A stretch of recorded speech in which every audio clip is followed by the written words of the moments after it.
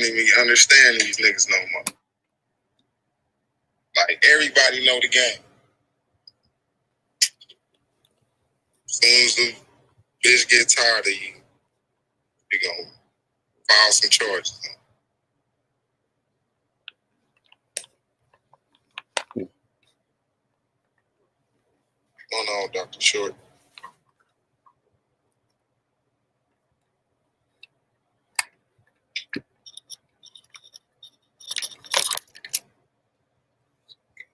Should be talking. Oh. I like that title. Are you a sexual sharecropper? Are you a sexual sharecropper? That is the discussion. That sorry ass Shannon Sharp nigga look like Magilla Gorilla any fucking way. And remember, Magilla Gorilla was always a little white girl that wanted to buy the monkey in the window and didn't have enough money. You seen the cartoon? I remember Magilla Gorilla. Yeah, and it was always the gorilla with the hat on and suspenders. Yeah, he almost looks like Shannon Sharp. He's a modern day Magilla the Gorilla. And it's just a damn shame. I never liked him the first time I saw him. I'm sort of tired of what is going on with my lens here. Don't tell me this shit is that dirty. Hold on one second. I'm looking at this damn camera and it is dirty than a swirler. Okay, here we go. Now that looks, yeah. It's like a booty scratcher. Put some dookie on my camera lens. So it wasn't that clear. Okay, Shannon Sharp. He's not shit. I mean that. I don't like Shannon Sharp. I hope I never meet him. I've never understood why people like him have to get so much play. I mean, for what? You know, these guys, it's like there's nothing. I mean, there's no sense to it all. And so, you know, we've got this young author here spitting all this stuff out here, and we need to like look at chapter 14 in his book and talk about accountability. And it's not just him; it's a lot of people. That, you know, I'm doing a show tomorrow on Zoom with Jaguar. And it's just a lot of sorry ass black men out here. It's like, I get it. All of us have dicks, but my God, does every time a situation presents itself, you got to be a slave to your dick? I mean, are you working to feed your dick, or does your dick work to feed you? You know, and other people, white men fuck, everybody's fucking everyone. But they don't constantly take L's over pussy. Especially from people that hate them in other groups. Yeah, hey, Dr. Short, that's what I want to touch on, because it's a pattern going on, and I call it self-hatred, because we understand the background of Shannon Sharp. You know, we deal with the issues within our own community. So, you know, he wasn't getting a lot of the attention from the women coming up, you know. I don't agree with you. They attach to that sports because that's really the only thing they feel they can use to get attention from the females. So with that, why is it always with the Caucasoid? Why is it always with the white woman? Like, is it, my belief is just the attachment to whiteness as much as possible. But why is it always, I mean, we understand this, all situations when it comes to this whole putting men in a predicament where the shit, they either gonna lose their life or their pockets. We know it's the women come in all forms, but for the most part, when it comes to Black American men, this white woman is the kryptonite. What's up with that?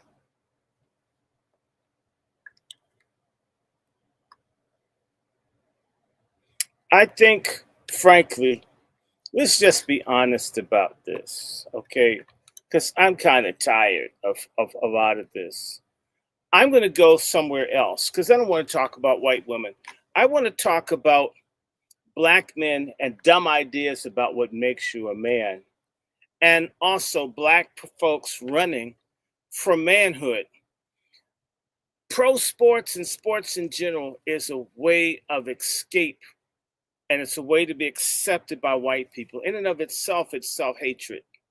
I'm not talking about playing football or basketball, but I started hating pro sports as a kid when I would see black athletes, tall, strong black men cry like bitches over a racist ass coach that could barely stand for that person to touch them. And I would watch just the cooning. I've watched it my whole life. I hate it. Whenever you see the award shows, you watch the black athletes just sucking the ass of everybody white, especially if it's white and male. And in reality, being an athlete for many people is a way for black men to be accepted, not just by white women, but by white men. Maybe you didn't see me as a man, as a black human being, but you saw me as a man, as an athlete. And that's acceptable. So if you got a Super Bowl ring on, you're not a nigga anymore. And that's one of the accoutrements of being accepted by white men, because some of those folks are punks screwing the white guys on the team. I'm sick and tired of people pretending if you dribble a ball or you run down the field that you're straight. All these skirt wearing nigga athletes these days is sickening to me. You know, I know a lot of folk that seen people gay, they don't put skirts on. Well, he's got to play the game. It's always an excuse to be a lesser man or to suck up. So the whole thing about being football is making white people love you. So why not want the white woman 14 keys or 14 codes? It's all a part. It is. I'm not knocking the joy of winning games, all of that, but it's about being loved by white people. The same thing is in music, and it's similar behavior.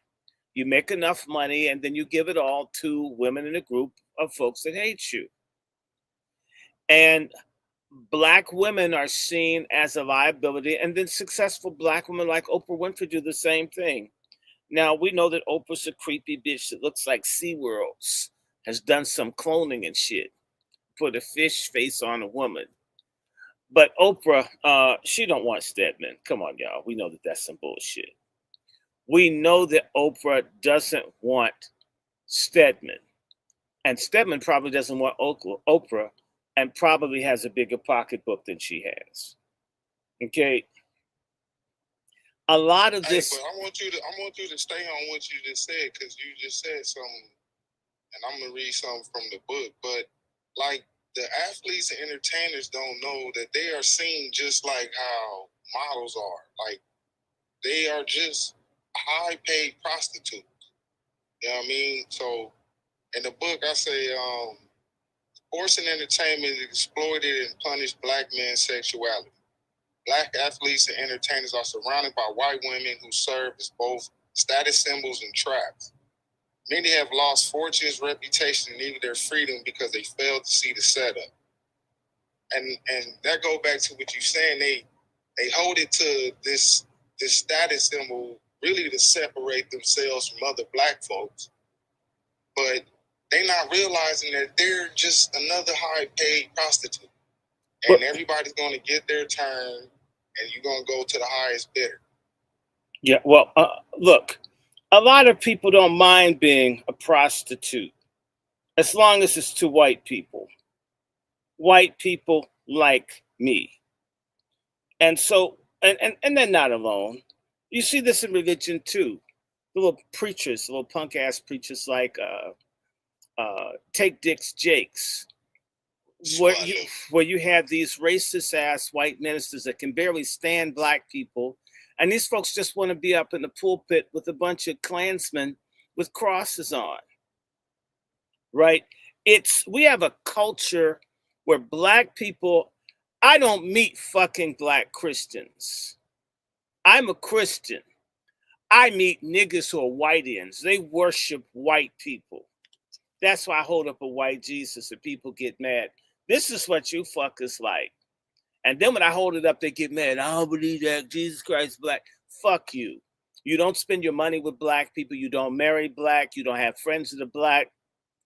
Your children are confused. You put your kids in school where teachers and all hate their asses. Everything that we do, not be like Jesus, not talk like Jesus, not love your neighbor, but be loved and accepted and turn the other cheek. In fact, crack your ass open and let them slap up in there too. If they're white, I look at the murder rate in our community, and when I see the black guys like on camera waiting for the white cop to beat them, for all the people getting blown out and killed all over the country, do you realize if black men whacked, since you don't got nothing to live for, you crazy enough to fire hundreds of shots in the community full of babies. But when you're confronted with white men, you don't, I mean, if you ain't ready to, you're going to be nonviolent, and you don't even know who Martin Luther King was, except you know he got some pussy.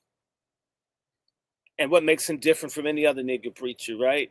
And we hope he only got pussy. Other people have stuff to say. I'm not involved. I'm not responsible. Okay. So we worship white people. Why not want a white woman? I could look at Shannon Sharp and tell you one of these dark-skinned dudes from down south. I've seen them where they hate being dark-skinned and they do everything they can. I lived in Tennessee. And these folks did everything they could to kiss white ass. And if they could tell that you, like, I'm from Virginia, but they told me I was a northerner. And I'm thinking, I'm not a northerner. I just don't keep running around saying, sir, sir, sir, sir, sir. They still do this shit all over the fucking South. Still kissing ass. I mean, I remember going to get a U-Haul unit with my god brother and people. And the white gentleman at the U-Haul place in Jackson, Tennessee, kept calling his staff boys.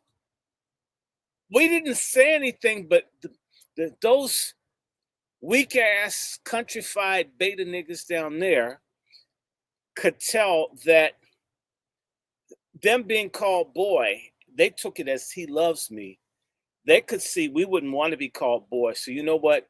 They refused to service our order to get a truck. The same white dude that called them boy had to do it. They wouldn't serve us because they knew we didn't like him disrespecting them.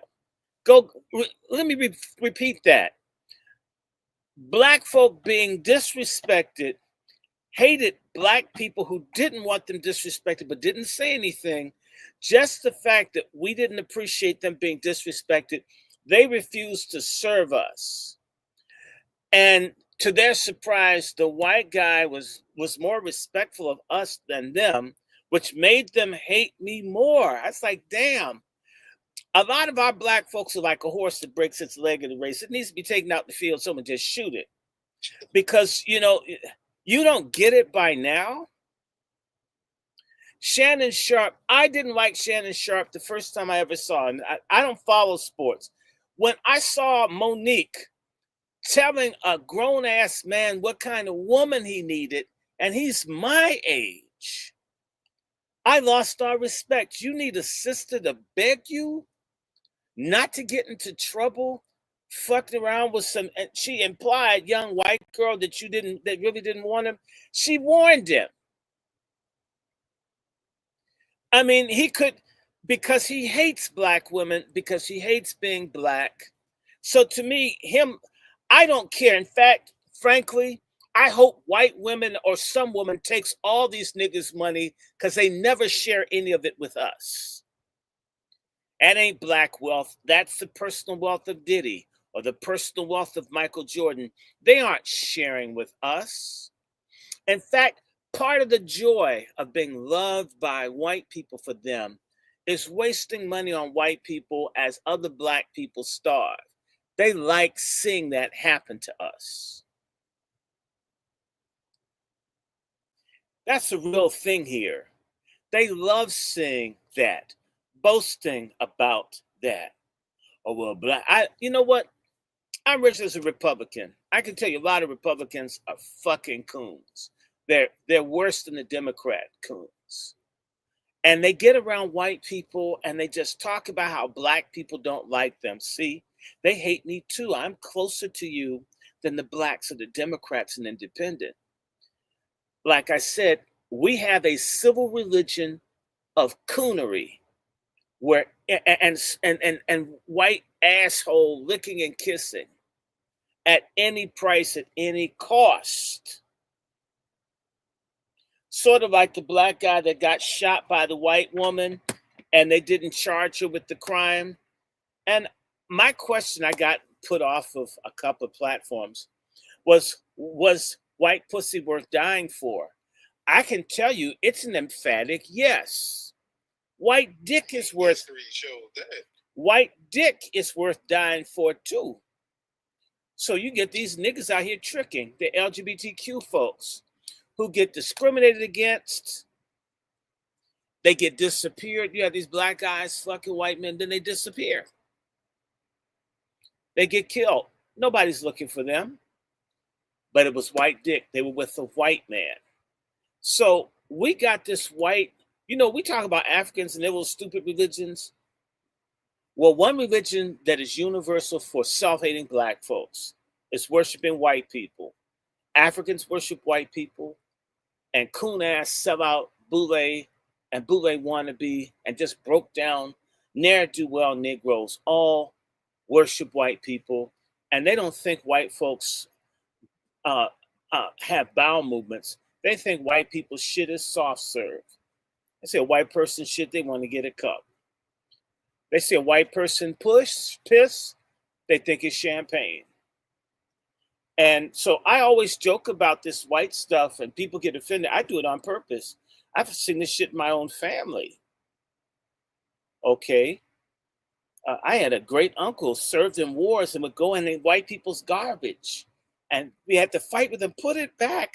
White people used to wear this. Shit have holes and shit. White people wore this. And it's the same way Kanye West.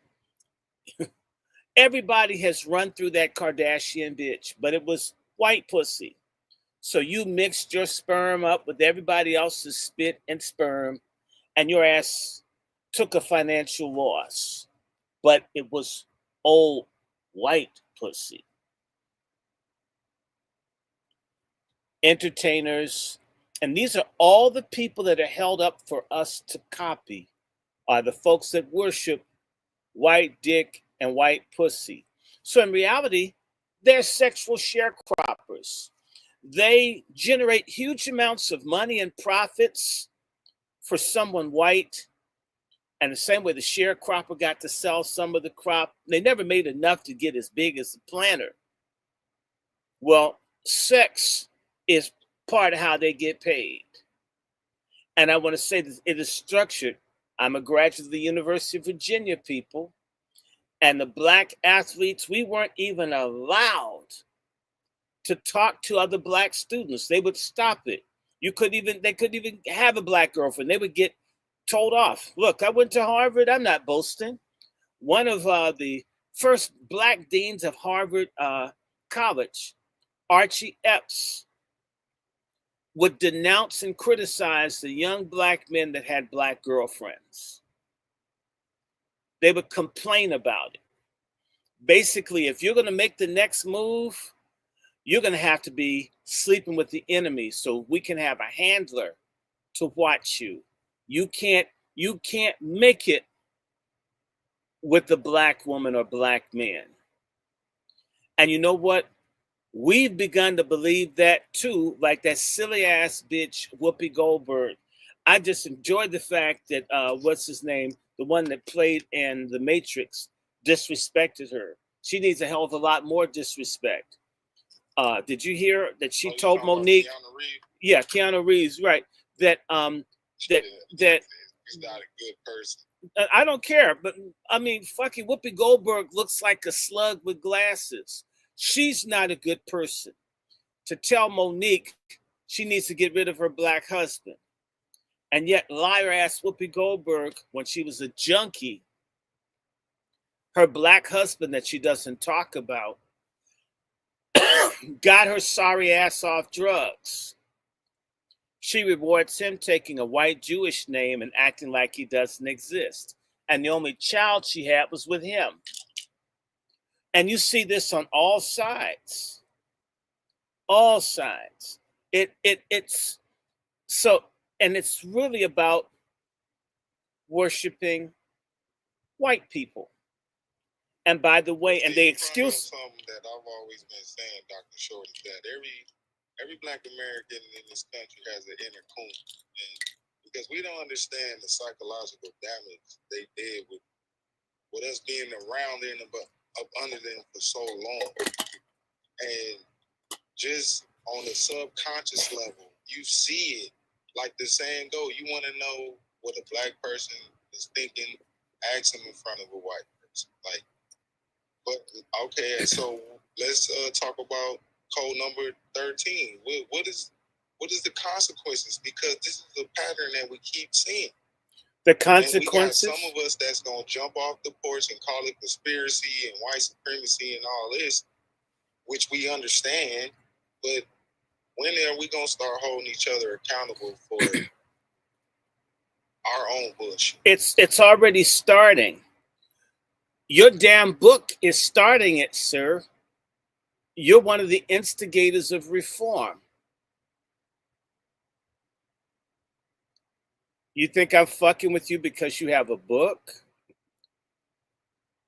I'm fucking with you because you started some shit. And I'm going to help you fuck it up. Okay? Twizzle's not the only nigga that's crazy. We crazy in DC. Look, delineation, which the Hawaiians have done and other people, there's delineation in the mafia. If you don't have enough Sicilian blood, you can't get made. We're the only people that say, well, as long as you love, it doesn't matter, We're the only people that allow something like sex to be an excuse. White pussy's so good. I'm committed in my heart to my people, but man, white girl really know how to suck a dick, man. When a white girl go down, she not like a black woman and shit. You can feel the Red Lobster request and shit when she's going down. When a white girl smoke the mic, she just give herself. It's I don't even know whether that's true or not. And part of me doesn't care. In fact, part of that is the damn irresponsibility that we think sex is recreation. We are copying the white slave masters that raped women and buck broke men to treat sex like it is recreation instead of legacy building. You need to delineate who you'll whip your dick out for and why. Meghan Markle was up in the palace because of her bloodline, not because she was pretty, not because she could pass for white. We think what we have, we're like fucking Jack and the Beanstalk. Give our money away for some stupid shit. Give what we have away because we don't appreciate it. And delineation begins to say we are somebody, we matter, we've got standards, we've got rules. We're not going to vote for you just because you're black, like this punk ass nigger Ofaga. And someone asked me, I think it was in your last space, I got angry when they asked, was Obama in the closet? Obama's never been in the fucking closet. Niggas liar, denial, imagination puts his ass in the closet. Let him be the punk ass bitch he's always been. And let me just say, everybody that sucked dick or get fucked in the ass isn't hurting foundational Black American freedmen. James Baldwin didn't. But we got weaponized sissies like Obama. There was a room called the oral office in the bathhouse that dude used to hang in.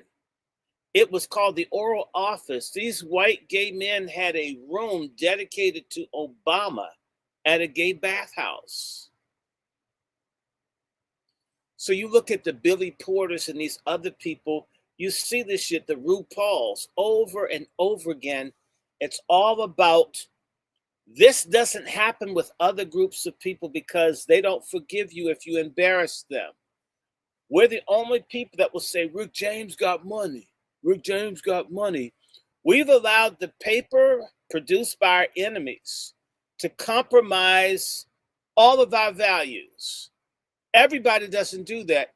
You will not find Mexicans playing roles that denigrate Mexicans even for money. You throw some money, you can get any kind of fool, man or woman, black, to do it. Part of accountability is there's some things you won't do for money. I'm not a rich person. I'm not wealthy. I wouldn't even say I'm financially secure. But there's some things you could not pay me to do to other black people. I won't do it. I know you go get me. I know. Look, I had to hook up before Candace Owens and them did. I had to hook up with the Republicans. We like you. You're brilliant. We saw how you tripled the number of black people voting Republican. But Short, you're obsessed with race. You talk about your people too much. We really like you. You're so smart. God, you got the credentials, you got the look, you're articulate, you got the family, you got the church. But everybody knows you're very concerned about other black people. And that's going to be a problem sometimes. And I told the lady who was on the Republican National Committee for DC, Julie Finley, I guess there's going to be a problem because I care about other black people. I wouldn't mind being involved in politics, but I can't forget what happens to the people I see every day. Guess it's not going to work. And says, really regret that, you're so fixated on race. And I can say to you, opportunities have come and gone. If you just don't talk about black shit, you can make it. And in the words of one of my mentors, Joel Mazik, who was a mentor to Malcolm X and many other people, she's someone that I want you to put in your future book, Brother 14 Codes.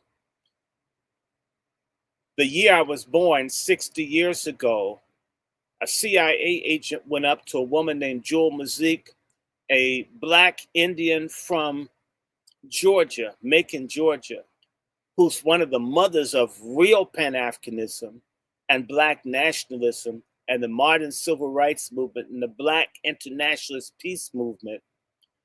The man said, you need to work for us. We've been watching you.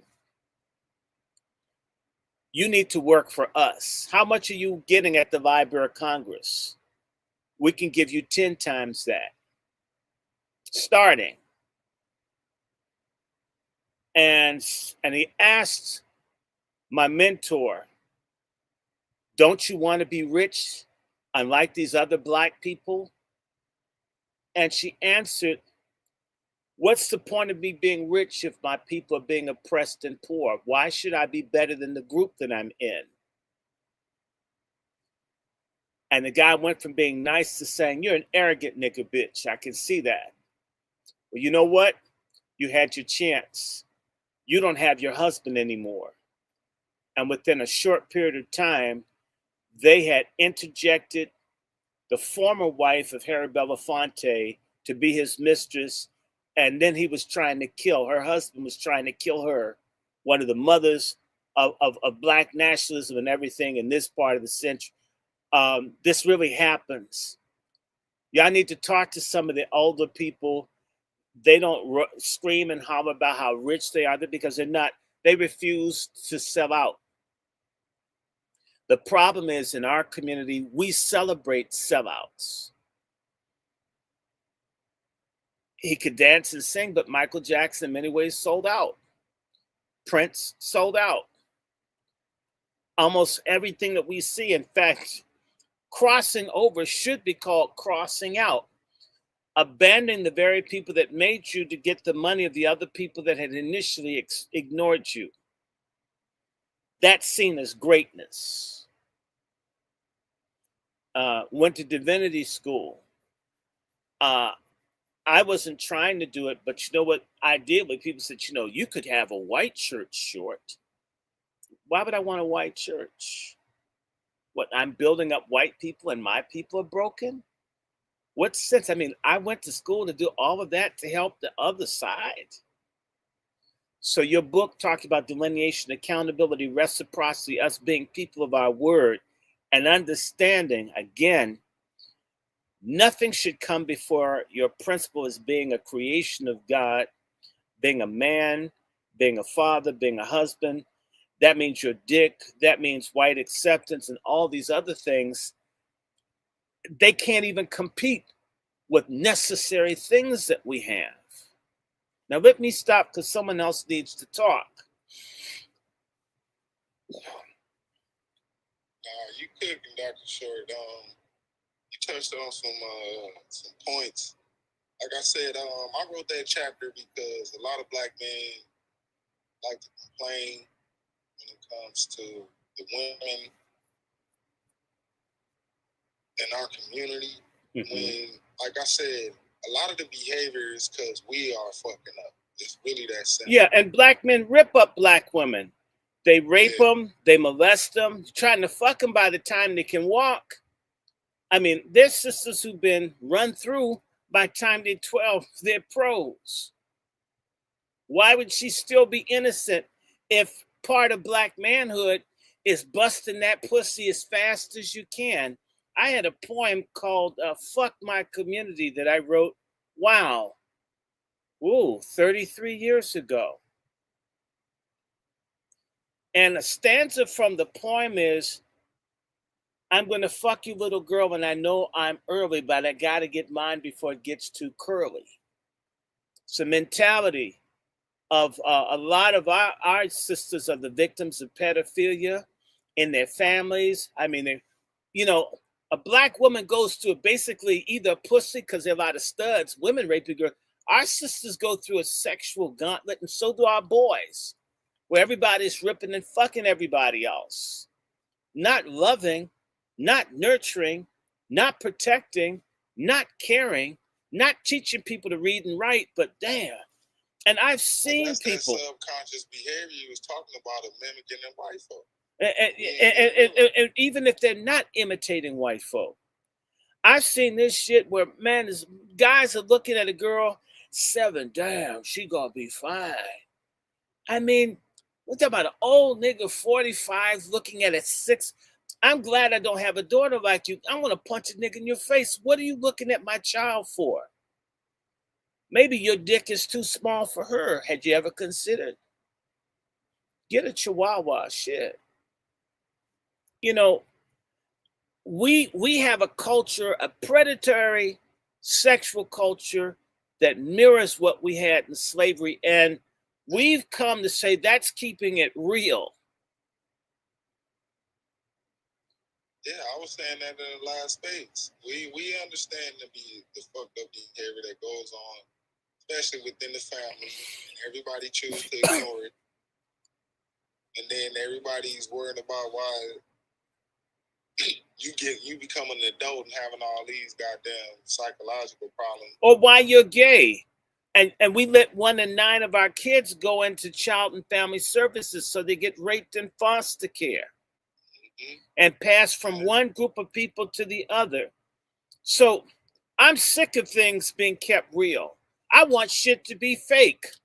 That's why, let's go back to white Jesus when niggas were more fake and we had more fake. Shit, get rid of the black one, throw that motherfucker in the trash. I'm willing to do just about anything to see our culture change immediately. All these mannish girls, they have to act mannish to keep from being bothered by guys.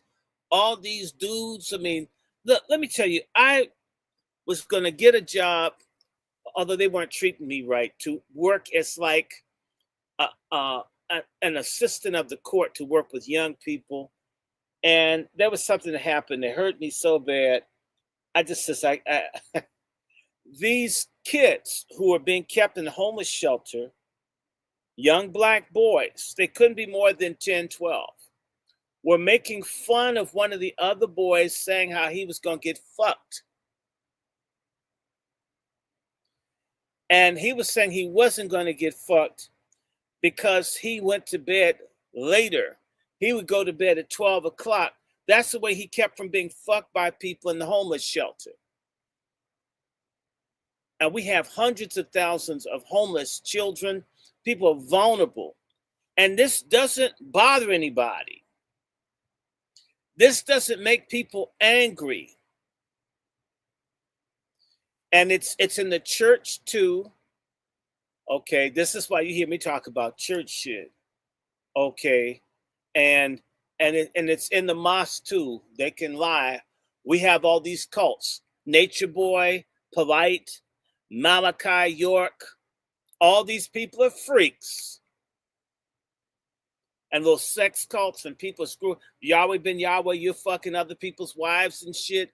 And they talk about the money he amassed. Ooh, well, he had a $200 million empire, but you have a $200 million empire, but you're fucking other men's wives. And if they get mad, they end up rolled up in a rug. And you want to tell me about white enslavement? You know, this thing is unacceptable. And it isn't, like I said, I mean, we all have genitalia. I see Patty Cakes. She's got a vagina. I think. I hope so. And it may be erectile dysfunction at my age, but I think I have a penis last time I checked. Just because I've got it doesn't mean I have to use it recklessly. And as a person, thank God, who's been accused a few times of sexual assault and harassment of people I didn't even touch, if I didn't have the character that I had, my ass probably would be in jail or dead now. Because the system is designed to destroy us. If we're not accountable, if we're not respecting each other, if we are willing to run a train on somebody and the woman has to basically, I don't know, play hoosker-doo to figure out who the damn father is, and the kid is basically the product of a sperm milkshake from a drunken orgy, and nobody wants to help that child, touch that child, love that child. The mother wants to leave the kid in a hot car, get her nails done, and watch the movies. The grandma's wearing booty shorts trying to fuck the father that doesn't want the baby. We got this craziness. How are we going to make it? How does this seem right? And let me just go to Howard University. I'm sick and tired of black men saying, as long as it's a pussy, it's good. Because I'll tell you about the guys that used to screw, two dudes would screw a woman at the same time to see if they could feel the tip of each other's penis inside the woman's body. But because one was in her ass and one was in her vagina, the shit wasn't gay. Seemed like you just butt dickheads like straight up gays instead of using the woman almost like a condom. And I've had to embarrass guys talking about all the pussy they got. And I asked, what age was she? And it hush. Because yes, they do. There are people who target. We've got a pedophilia problem on steroids. And there are grown men and others that are fucking these kids at 5 and 6 and younger. Oh, yes, we do. I hate it. I grew up with it. I hate it. And I don't give a damn if anybody in my family that supports that shit hates me. Fuck y'all. This has to stop. And so people talking about busting a nut, like the guys who run around with pictures of the kids they have, and they wouldn't even give that motherfucker a steak and cheese once a year. How the hell do you think your mother, the mother of the kid, is making it? Or the nigga that's fucking a woman who's got benefits and you trying to eat all the damn food that has been provided for another man's kids. You hate the kids, man. Give me the box of Cheerios. No, motherfucker. These are my honey nut Cheerios. What? Because I fuck your mother. That's why I eat my Cheerios, right? I mean, I mean, I've seen some of this shit and not be able to do much about it. Part of delineation is because it used to be in the text. A dude was sorry, like I tell everybody. One of my favorite scenes in a movie was when Sonny and the Godfather went and beat the shit out of Connie's husband for putting his hands on her. When black men were men, if you fucked over a black woman, we come see you. And come see you. We gonna roll up in the car. We're gonna come out and we're gonna beat your ass in the front yard. You get where I'm coming from? We're not going to take this shit. Some white men offended some women in my family about 100 years ago. My great-great uncle shot both of them in the head. White men.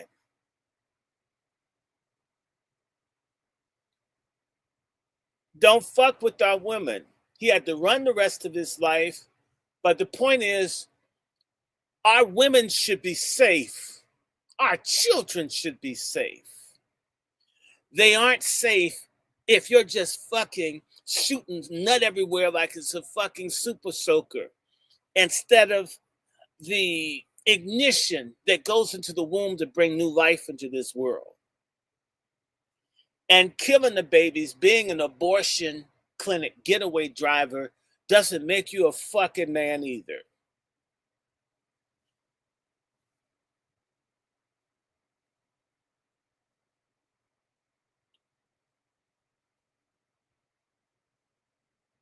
Come on, y'all. Where's Twiz? So what's the consequences? The consequences is genocide. The consequences. We keep saying this behavior. And that's the one thing. No, it's not. It's choice. It's a choice. You want to see what happens? The Hawaiians couldn't control fucking white people. Now the native Hawaiians are completely martial in their own fucking country. There are a lot of people that could not control how they got down, who they had to sleep with and why. Well, it's just pussy, right? It's just dick, right? And these people went in and sent folks to their island with STDs and they decimated the populations. There is a consequence for what you do, how you do it, and who you do it with. I'm not saying no sex. I'm saying sex with honor, reciprocity, mutual respect, with an understanding that if I hopped on Miss Patty Cakes and we did it, sex isn't Xbox, it's sex box, and babies come out of sex box. We must make sex spiritual and not secular and recreational. I agree with that. Like I said, it wasn't about being a prude or with a, holding it down type attitude, but it's about directing that energy the right way. Yeah, but what's holy about being a dad and a mom and a baby? And at least the kids knowing, I always tell people that one of the first times I was able to make a friend when I moved from the suburbs to the ghetto school, and I got the first invitation to visit a classmate from school after being seen as a white boy. I didn't live in the neighborhood, and I got to go to this house. It was so cool. Wow, I finally was able to overcome, Negroes that don't like you when you're not in their neighborhood. And I almost got the shit kicked out of me for something that, wow, I wasn't trying to do nothing. I made the mistake of assuming that my friend's sister and two brothers had the same last name. And I almost got my ass kicked multiple times because I kept getting it wrong. His name was McIntyre. I thought their name was McIntyre. Oh, no, it wasn't. And they hated each other's fathers. And each time you accidentally called them by the last name of the man they hated, they were ready to beat your ass. That's chaos. Which means the mother who was somewhere, I never met the mother, so she's out probably hoeing, whatever, and she dumped her off on the grandmother. These kids all had their feuds over having different fathers. What does that do? What does that do when this? Look, I do genealogy. I got relatives, and close in, and someone I don't know. I know the branch of the family. I just don't know who it is. They fucked people in Vietnam. I've got Vietnamese family. There are about 15 kids that this nigga made. They all have names that nothing related to anything I've ever known in my life, and they're all my cousins. It's the same man. And they're in and out of foster care. They're bitter, they're gay, they're on drugs. But he got some free pussy. And the one I addressed this in the book, Dr. Short. That comes because all of us come from, grandparents, great grandparents who had a lot of siblings, whether it's from the same. That was a form of no. That's not correct. I'm not trying to correct you on your space. I'm not good. We did have people that did that. It was frowned on. So when I do go back to people that did that, they didn't strut and say baby mama, mama, dad. And this shit we have now is 1 trillion times worse than what we used to have. I got a couple of years on you. If you called a kid a bastard in 1970, it carried weight. Why? Because in 1970, still most boys and girls black had a father in the home. Big hit, 1968, Supreme's Love Child.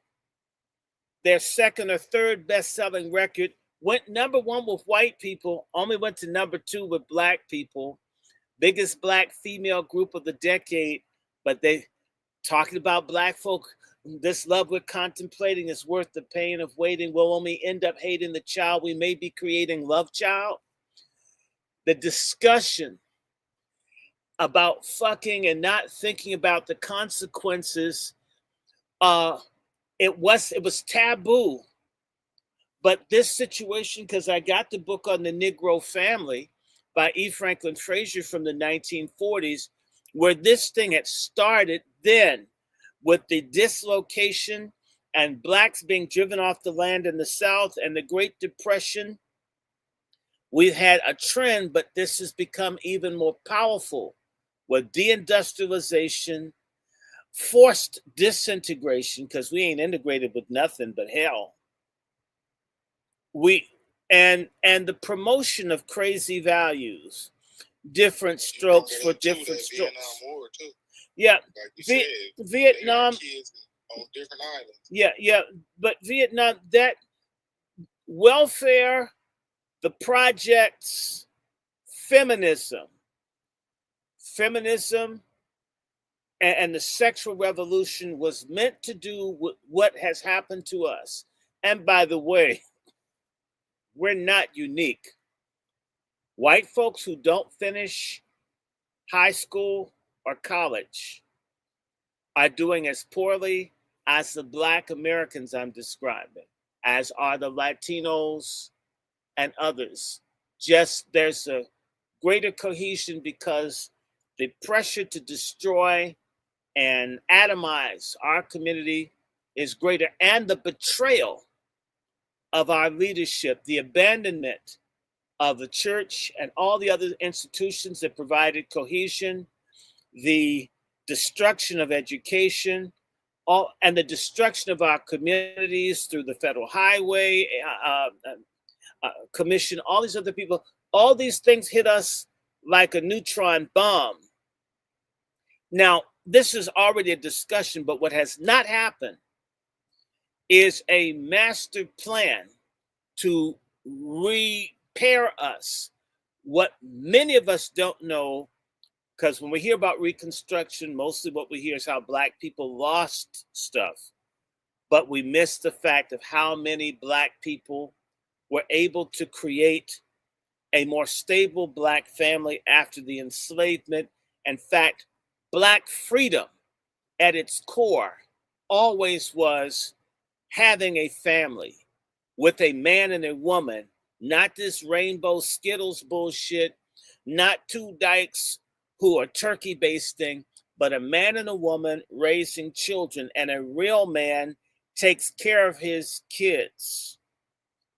The custom until recent times is in some families like mine, if you got someone pregnant, people tried to kill you if you didn't marry them. That's why it's called a shotgun wedding. And there were really people who were told, your ass is going to die if you don't marry my sister. I don't mind going to jail, but you can't do this to my family. Then we got lax. Well, every child is good. No, every child should have the best chances of having all the support of a man and a woman.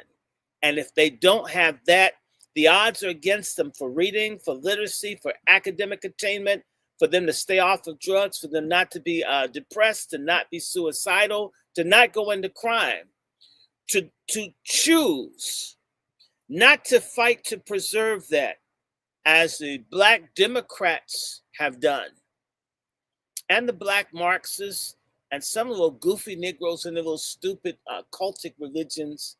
Yeah, we gonna go back to Africa. Africa was matrilineal. Well, motherfucker, you're not in Africa. And if it's so fucking matrilineal, why aren't you feeding the kids instead of Snap? We have to start as Black men. I always tell people about a spades party we were having back in 1988. And somebody I knew named Chris, a Trinidadian, by the way, who got a girl pregnant and had a child.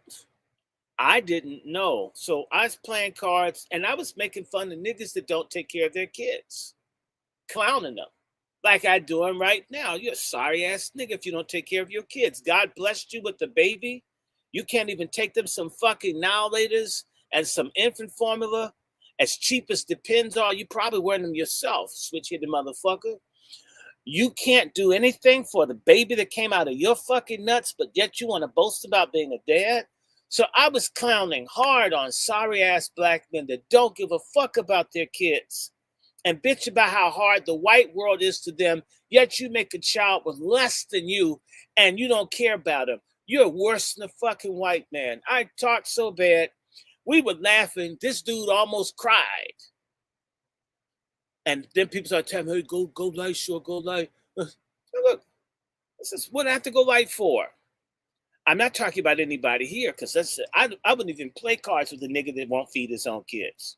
Shit, I'll throw my fucking hand in right now. Who in here is not taking care of their fucking kids?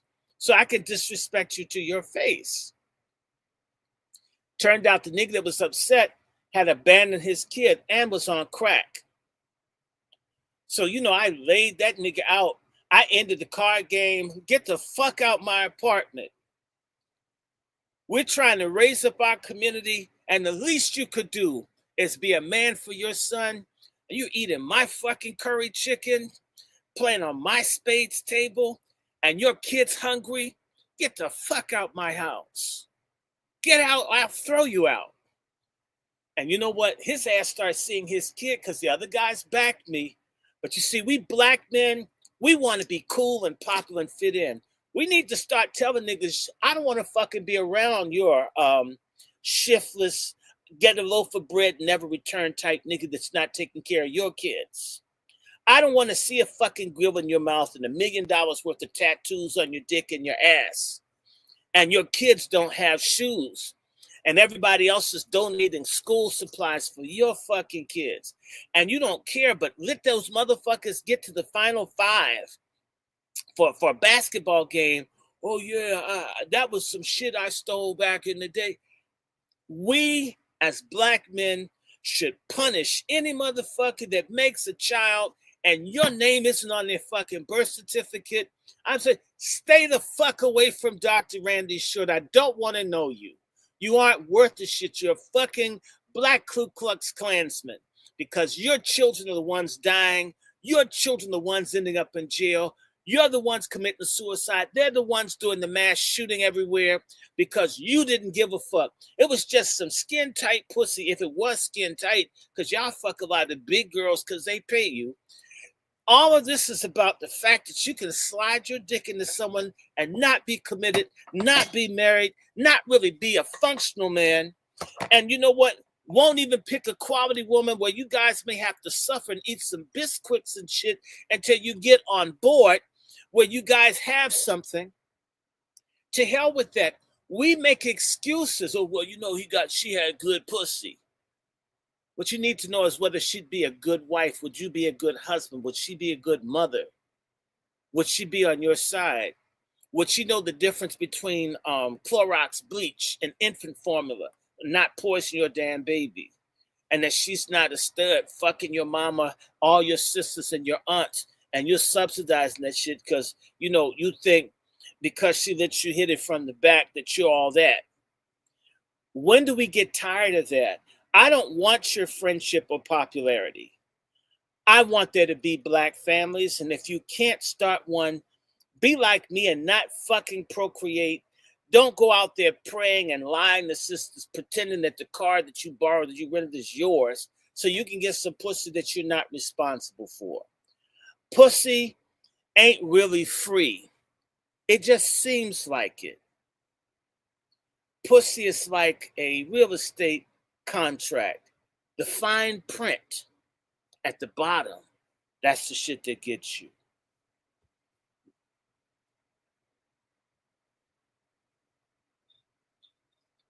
Mic drop. Hey, so code number 14. Black man understands that the dick can make or break him. And you know, you touched on a lot of the issues that we deal with, especially when it comes to our fucking black men not knowing how to control their goddamn sexual urges. Not even trying to, boasting about it. Let me give you a quick story. When I was a student at Howard back in the 80s, there was a guy, because let me tell you, a whole bunch of this shit isn't even about men and women. We black men are going to have to find a way to get along with each other where we're not cold and clinical. We're not sociopathically violent where we want to kill each other. I call that brother fucker culture. And we're not trying to fuck each other either. There is a possibility for you and I, Trey, to be friends, to be a brother, and I may love you and be kept. And I'm not trying to like have your fucking body fluids on my back or in my eye or up my nose or in my throat, or I'm not trying to blow out your ass because I like you. I mean, can't there be some brotherhood where like every time it turns around, it's got to be somebody fucking penetrating an orifice or nothing matters? God damn that. So, and the reason I'm saying that is, guys, I'd say 60% of the time guys are fucking, it's to get status from men. That shit's so gay. If I like a woman, I'm not going to tell you, because one, I don't want to share her with your ass. I respect her reputation, and you won't know anything about. I have women friends, and nigga ask me about any woman I talk to. I don't have a fucking thing. I start looking at them like, you need to stop fucking me, asking me anything. I haven't asked you whether you're married or not. I haven't asked you shit. Have you noticed? You're the one that said you had a daughter on the space. I don't bother anybody else's woman because she ain't mine. I know folks, I don't know their wives' name. Just to be certain I'm not trying to screw your woman or your girlfriend, I don't even know what to call her unless y'all wanted me to know her. You get what I'm saying? But these brothers, in reality, we have no other way to say, hey, Trey, brother, that's a great book you had. You're a brilliant mind, man. I really love the way you think. And I should be able to bond with you around the fact that you think, that you can write, that you care. But we don't pick that. So it's drugs. Hey, man, you want to get fucked up? Like, I can't come and say, hey, man, I'd like to get to know. You'd like to get fucked? Would you like to take some marijuana laced with fentanyl? And maybe we can talk so we both risk dying and shit? Because I'm so fucking insecure Like it's and always immature as a something black man. I need a substance, or I need to drink a beer so I can lay my head on your chest because it's hairy. I kind of like it. You kind of, what the fuck, black men? A whole lot of stuff going on as black men wanting to get in with black men. And I'm going to say this, a lot of black men are ice cold bitches like their mamas. So you don't get to know them, and that's how niggas can hang together and get to a basketball and ready to kill someone over a basketball game, or see a girl neither one of them knowing that's a trend, and he's ready to shoot you over a fucking man. And it's like, y'all grew up together. You hear this shit all the time. People killing their best friend. I don't even know why I killed him. Because you never fucking knew him. You never fucking liked him. You never understood him. Y'all talked about pussy and sports, and y'all never knew each other. Everything was fucking surface. And where I'm going with that is, people want bragging rights to impress guys. So the guy at Howard, because he wanted to be popular, they went to a party and this guy was with this girl. And this dude's, in fact, I've seen these dudes, they just run around. Let me just do that. Pussy, man, they just love pussy. They'll walk into a room and they start talking. They don't say, hey, man, my name is. They'll come and say, man, you like pussy as much as me? Man, they just love pussy. I think about pussy night and day. Man, standing on my head thinking about pussy. When I eat a hamburger, I'm thinking about pussy. When I'm in church, I'm thinking about pussy. When I'm taking communion wine, I think it tastes like pussy. I mean, and they just pussy, pussy, pussy, pussy. And you know what? Black men are so fucking shallow and dishonest, and they're fucking illiterate, a lot of them. That's the one thing, sports and pussy, that are safe topics. That, you know, in other words, instead of saying, hey, man, I'm all right, you're okay, I'm a good brother, you say, man, Trey, man, there's some fine assholes in here. Did you see that girl sitting there, man? That nipple looked like it had an X-ray ray gun on the tip. and we have to denigrate our women in order to talk to each other. So back to the guy at the Howard party. He's just boasts about, man, you gonna fuck some girls, and then like, man, I'm gonna fuck me at least a couple of these girls. Damn, they're fine as shit. And he got this girl, he's dancing ass with her, this, that, and the other. And he was boasting about how he reached into her pants, into her drawers, and he could feel that she had condylomas.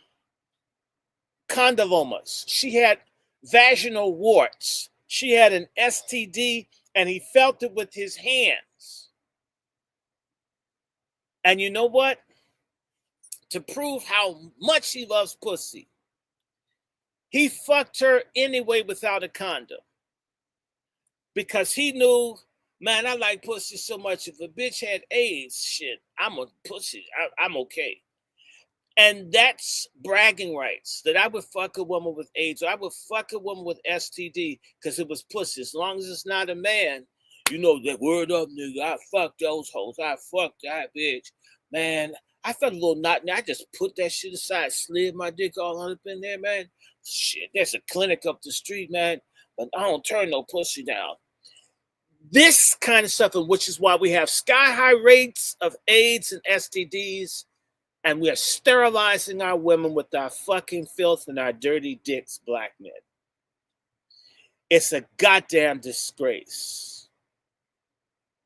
But he boasted that he screwed a woman with the STD, and you know what? No one really says, man, you need to get checked. So we got all these people now who have HPV, who are sterile, who have rectal cancer, throat cancer. The rates go through the ceiling. They could wipe us out knowing how we get down. And they promote it, and the rappers promote it. And my God, now anal sex, people now need to have their asshole licked. And I mean, justice and demand this of our women. Say, I respect you, queen, but could you lick my asshole like it's some dog in an alley?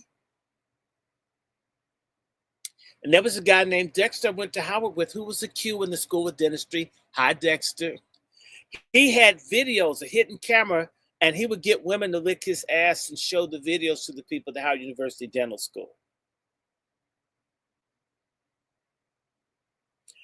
To get props from black men. So you mean that's gonna make me like you to see a woman put her tongue in your ass? Isn't that kind of queer for me to be looking at you get your ass stimulated by a woman's tongue? And you come and show it to me? He was a Q too. I said that too. Oof, oof, oof. This is despicable. This is vile. This ain't love. This is fucking. We need love, kindness, compassion. There could be sex. Sex is wonderful if you care about the person. I saw a black man recently killed his wife in North Carolina and killed his wife in Brooklyn. Black man killed 2 women. These people are out killing women. Woman put a man in the river. People are fucking and they're killing. All this domestic violence. They're women and men murdering and killing each other, murdering the children because, one, fucking is addictive. Love takes patience. It takes time. It takes character. It takes investment. It takes being give and take. We don't talk about love. We talk about asses, booties, nut sacks. When did we stop? And we used to have love music in the community. I hear hate music. Little white gay English groups that swung both ways that used dope used to make songs insulting white women when black folks were making love music, even if they were in the LGBTQ life in the closet. Good example, Teddy Pendergrass. Now, we put out hate music and we celebrate that. And by the way, all these gangster rappers who God knows how they got their record contract, we're getting this from the Diddy trial and other things, all of this posturing to get male affirmation, in which you denigrate women and you probably just love men. And it seems as if now people like the ass more than they say they love pussy, but they like ass. They say they love pussy, they like dick. They say they like pussy, they like blowjobs. In fact, the joke is, what's the difference between straights and gays? They both like blowjobs. There are women who can't even get fucked in their pussy anymore. Ask them.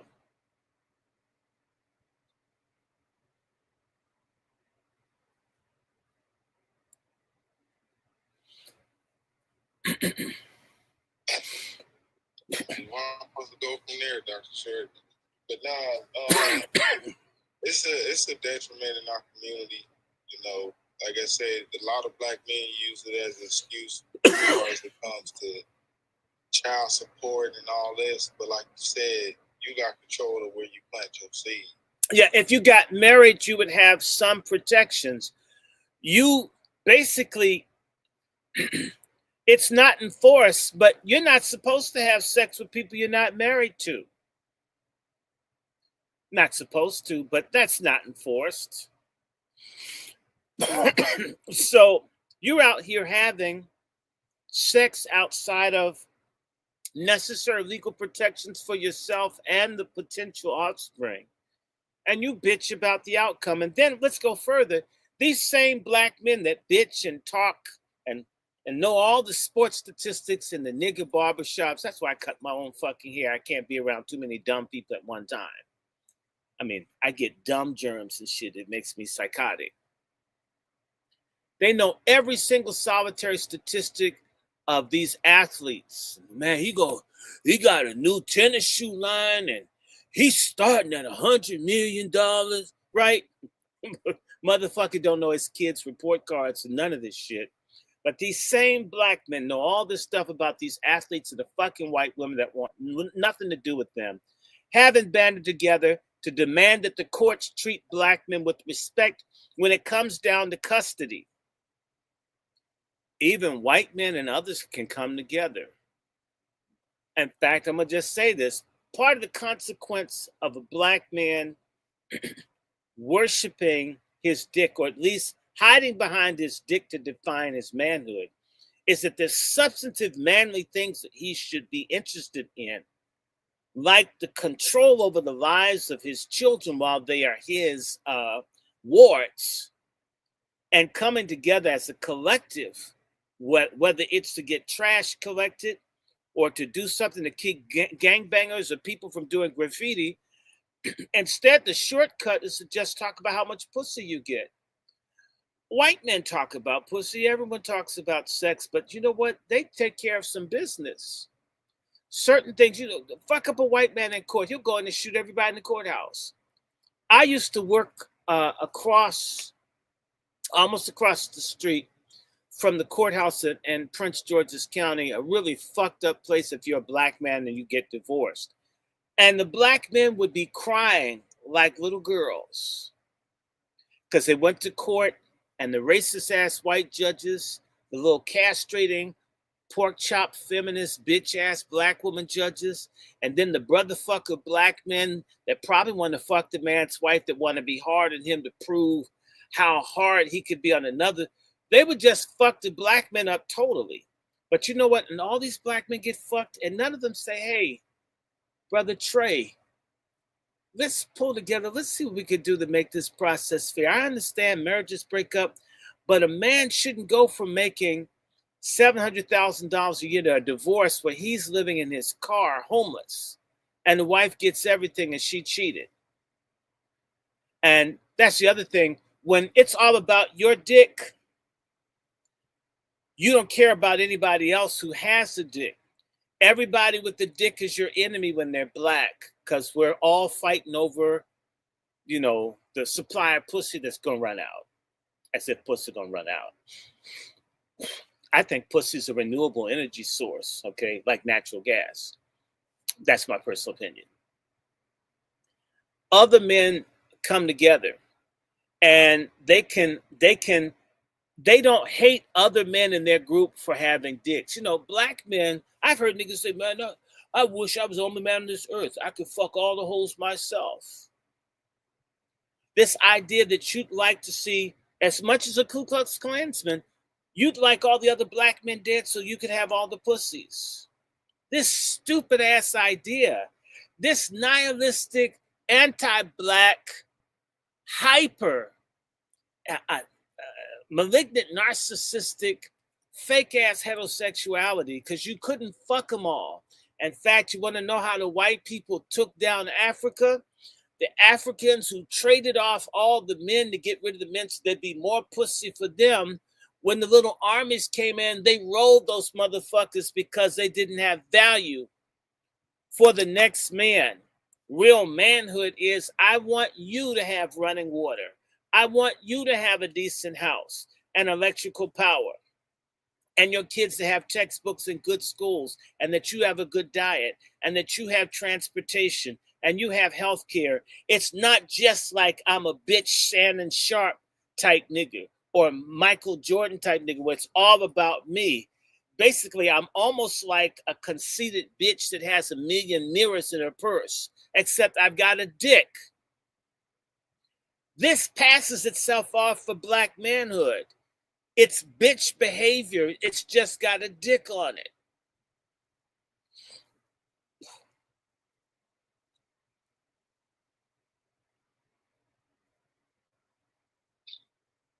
How much it's gonna cost? I didn't hear you. I said, how much it's gonna cost me? Just like I said, this ain't the first time, and it ain't gonna be the last time. Well, I think that the good news is we've got Tethergeddon coming in October, and we have this very nasty social legislation called the Big Beautiful Bill, where where white supremacy is going to cut off the safety net. Not like black people had a safety net until like the late 60s. We're going to be forced to learn how to work together. You know, black men in jail have a kind of collective to survive the white and Hispanic and other gangs. Maybe they have to kill a few black prisoners before people recognize it could kill me too. Black men, more so than black women, because black women, no matter how hard they act, they'll follow when men are strong. As long as we're weak, as long as we're petty, as long as an ugly woman whose face looks like a manhole cover that's been blown up can get two guys to fight in a bar that don't even know her and she's gay. And that's weakness, black men. When all the guys in jail fighting over bitch they didn't know, didn't like, didn't really want, and she was recreational side piece pussy. When you're weak, your women don't respect you. They would never tell you because they understand the male ego. Some niggas would kill her if she told me he was weak, but she knows he's weak. Strength is when black men can come together in caucus and have black Wall Streets. It is not impossible. Our inferiority in this day and time is a choice. Our being divided is a choice. Our suicidality, our brokebackness, all of our stud, pork chop, pussy munching dykes, it's a choice. Our abandoned bastard kids in foster care and everything else, and our junkies, it's a choice. We have to decide, do we like this? In fact, there is a difference between license and liberty. License, in reality, is slavery of choice.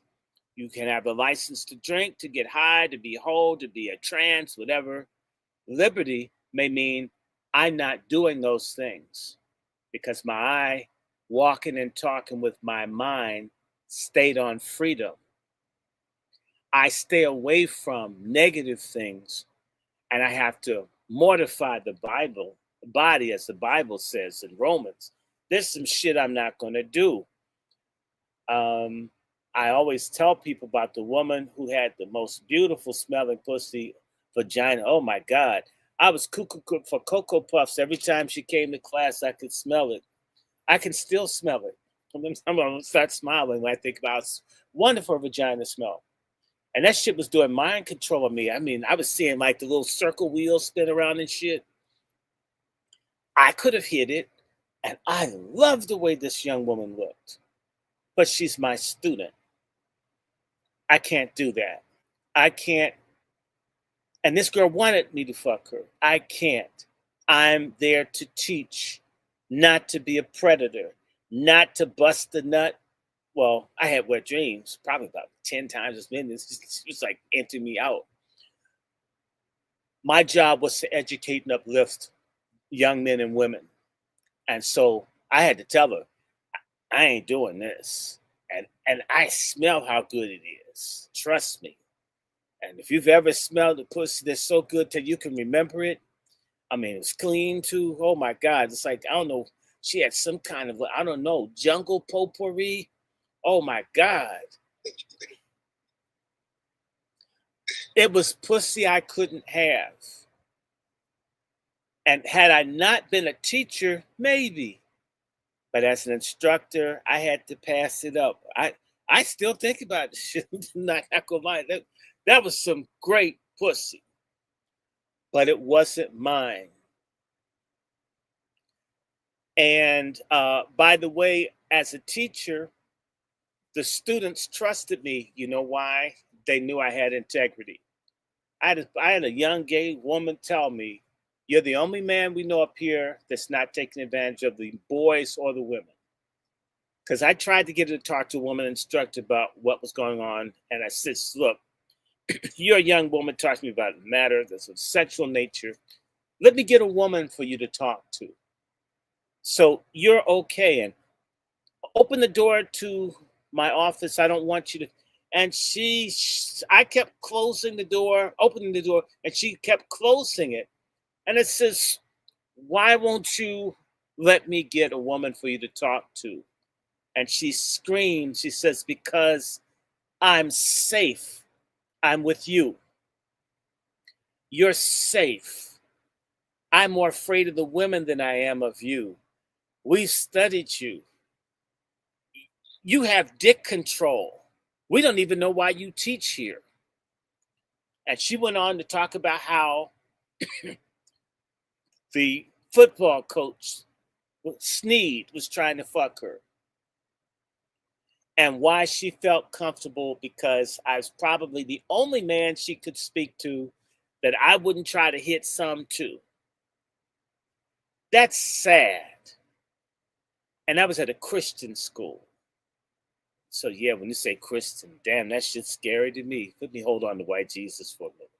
Help me, man. Protect me from black people. Okay.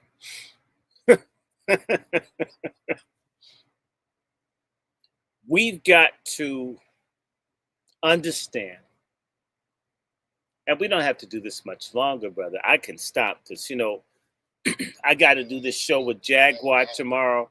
Are you going to help me promote my thing for Jaguar tomorrow at 12:30 on Zoom? Yeah, I mean, she's charging something, but I want to help Jaguar. We got to back people like Jaguar. She ain't perfect, but she's a queen. When you see a black woman standing up for the protection of black women and babies, exposing injustice of this nature, you ain't a man if you don't stand with someone like Jaguar. Okay? When any woman's come to me that's been abused or raped or assaulted, and I knew that shit, the woman I knew got raped by a mutual friend. I told her, meet me 8 o'clock. I'm gonna hold your hand and walk you to the police station. His ass has to be in jail today. We don't let certain things happen to our women and children and vulnerable males. And I'm no tough guy. Probably all y'all could beat my ass. Yabba chihuahua, a squirrel, a cat could kick my ass. But when it comes down to us as a people, as men, we should be able to come together around principle, around our survival. And if we can't have codes and covenants and commandments that we stick to, and as long as we have bullshit artists, I'm going to say it, like fucking Umar Johnson. You're a fuck nigga. You gonna donate? I'm going to donate my foot. Look, he's been raising money longer than Billy Graham, who's dead. You know what? He likes Africa so much. Take your school over there, cash out, steal the rest of the money people gave, and go over to Africa and be in some village somewhere where you can have multiple wives and shit. See how long that lasts. When but we Short, don't us as a community gotta take some blame for this dude. Well, he yeah. Has the audience. Yeah, he does, because you know what? It isn't. We're not gonna get everybody. It isn't about look. This isn't a block party. This is a movement for national salvation for us as a people. If you don't get it, fuck you. If you saw the video I did with Peter Bailey, one of Malcolm X's lieutenants, we spend too much time trying to save people and get people who don't get it. I don't care about that anymore. Trey, I've only known you a couple of days. I taught you more than many people who've known me 50, 60 years. I mean, they know. They're never going to figure me out. They don't get it. I don't know. I'm not doing anything. If you knew me, if you meet people that knew me 10, 20, 30, 40, 50 years ago, they'll say, he's more or less the same person I knew then. So it's not like you haven't had a chance to figure out where I'm coming from. They don't get me. They never will. Okay, and I don't care. I don't think about them. I think about people like Patty Cakes. I think about people that I can build a community with, like Big Mama. Because if we get our shit together, the same way the boule is only 10% of us, if 2-3% of us that are serious get our shit together, they'll have no choice but to follow us. They'll have to come and beg us for Bisquicks and maple syrup and rice and toilet paper, because when Plan 2025, whatever the fuck that thing is, this big beautiful bill, it's slashing the big toxic white titty that folk have been sucking on for 60 years. And there won't be anything other than what kind of relationships, what kind of leverage can you do in terms of your human connection with other people to make it. I'll just say this to you. If you go to Africa and they tell you people in Africa living on $1 a day, that isn't exactly right. Those people that earn the equivalent of $1 a day have a network of maybe 500 people that they deal with, which means they have the force of several $100s a day. They've got someone with the car, someone with the TV, a TV, somebody with water, and that's how they make it, because they leverage all of those $1 or $2 a day. You don't have to have a whole lot if you've got a network, if you've got a collective, if you've got cooperation, if you have a community and not a hood. And those people that don't want community or collective, it's pretty nasty with the lice and rats when you're homeless. We build the community, and in fact, we don't want them because they're lawless. You can't just give anybody a key to your house or to your space. No, you can't. They wouldn't respect you even out of kindness. How many people do you know you had to throw out family members because they wouldn't respect you? You're feeding, clothing, housing them, and they disrespect you in your own house. And you have to throw them out. We don't want lawless niggas. Nobody wants them. Those of us who don't want to get it together, I call them black necks. Same way white folk don't want the folks who fight because someone spilled Pabst Blue Ribbon on their titty at Walmart and they're going to fight. There are lawless white folks, Asians, Latins. They're shunned by the respectable people in that collective.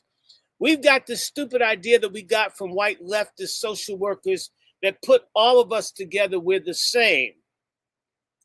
I am not the same. Okay? In the words of my Cherokee great-grandmother, you're my color, you're not my kind. You my kind if you're polite, if you love learning, if you love God, if you're respectful, you don't steal, you don't lie, you don't cheat, you're accountable.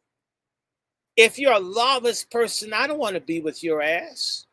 We try too hard and we act as if violent, rogue, off-code, despicable Negroes are revolutionaries. No, they're subversive bullshit fuck niggas that we need to expunge from our community.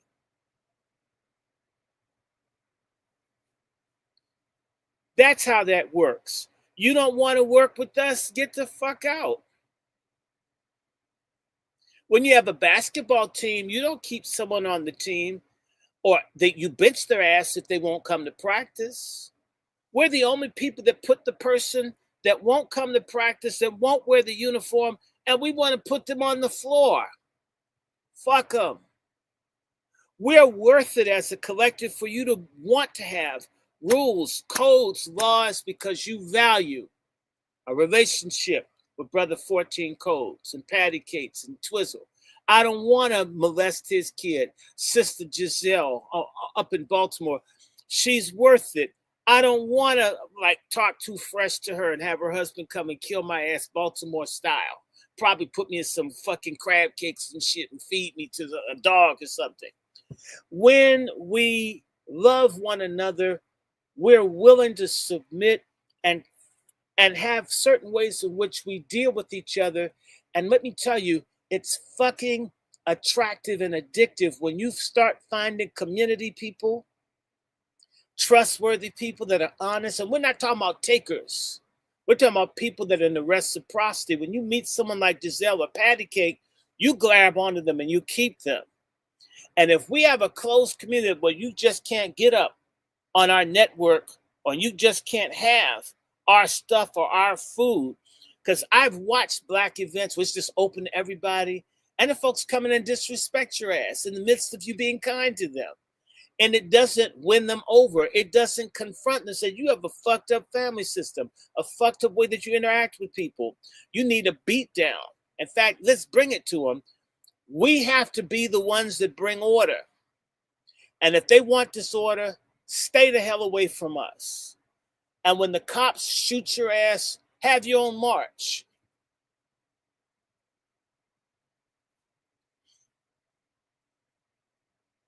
Hey, Dr. Short, man, I appreciate you, man.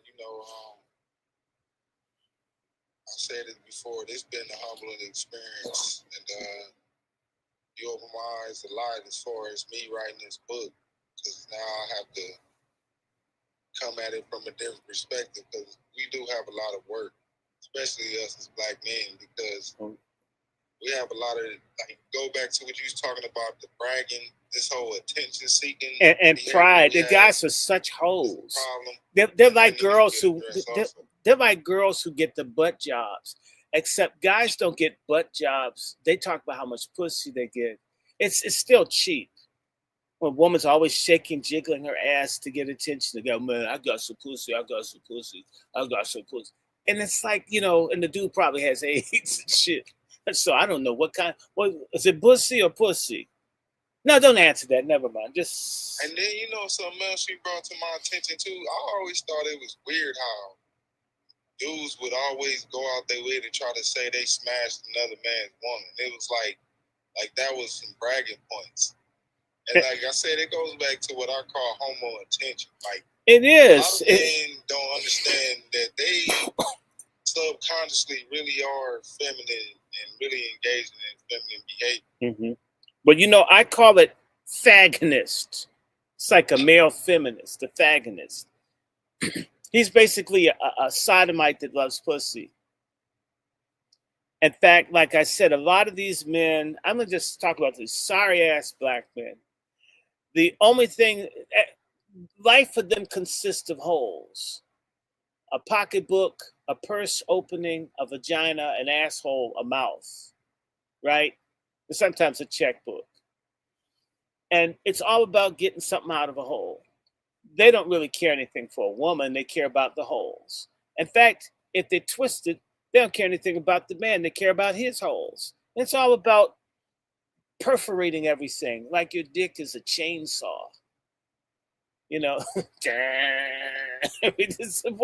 It's stupid.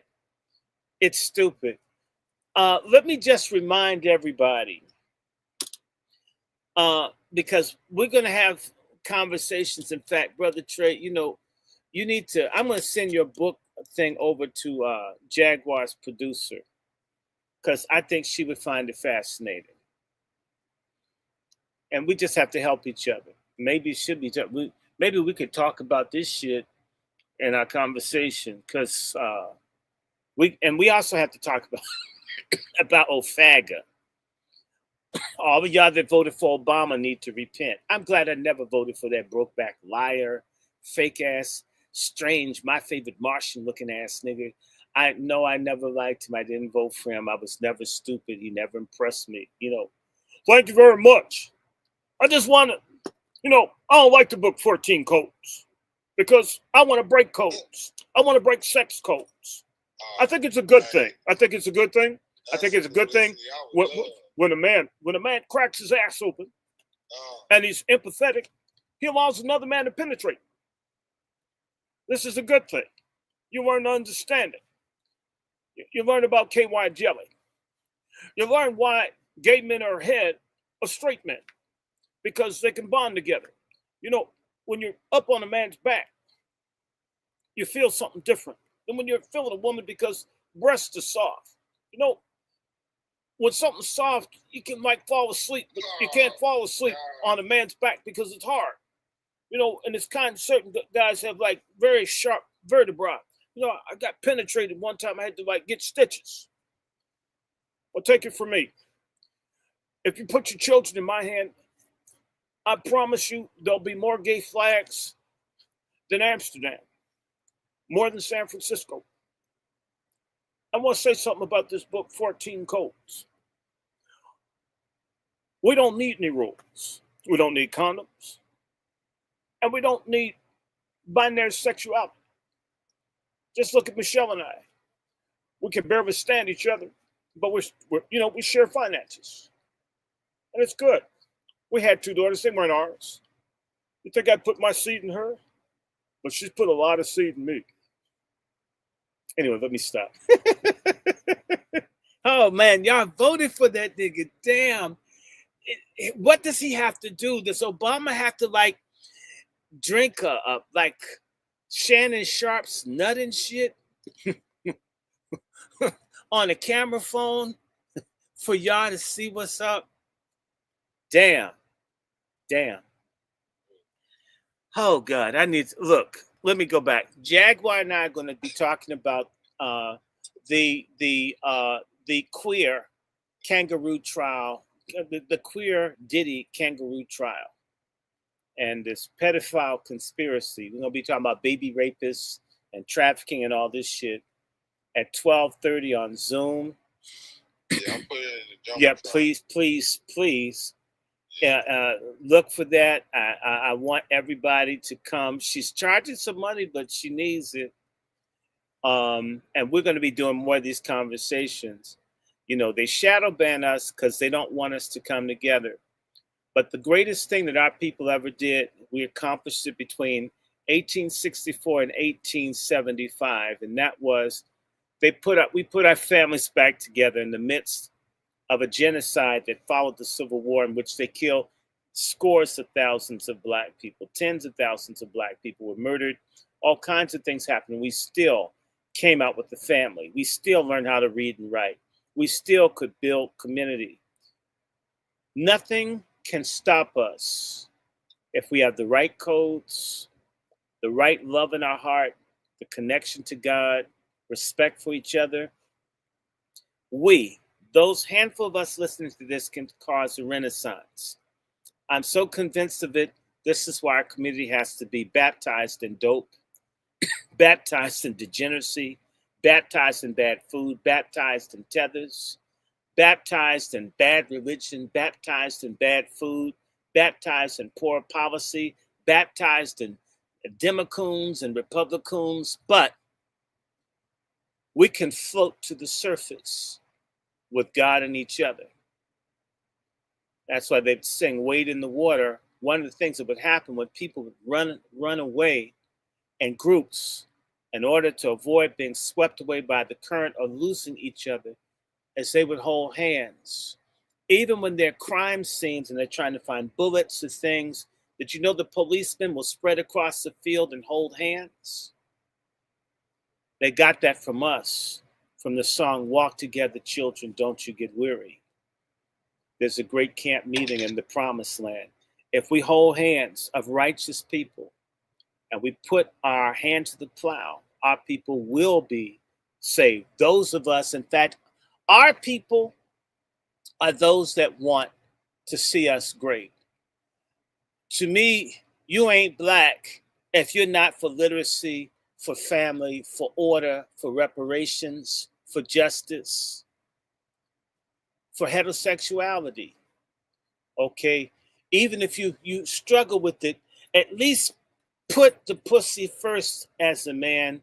And if you're a stud or you think you're one, at least be honest that the turkey baster got to come from a man.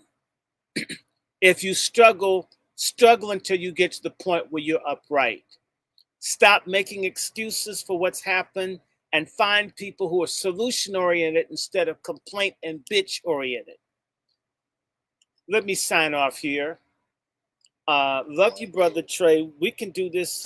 We can do this often. I don't mind. We shoot. I'm gonna treat you like your wife.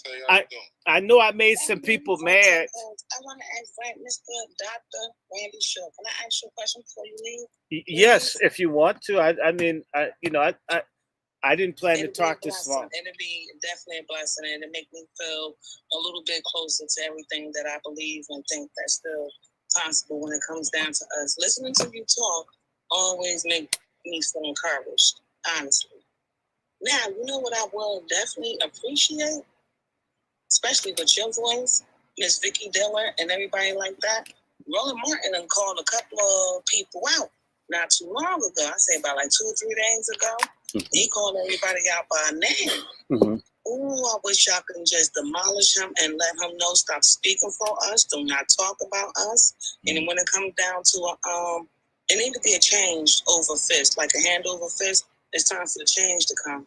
So like even with what's his name, Al Sharpton and people like that, I wish the ones that still living that got this voice like you would just let them know like you can't talk for us no more.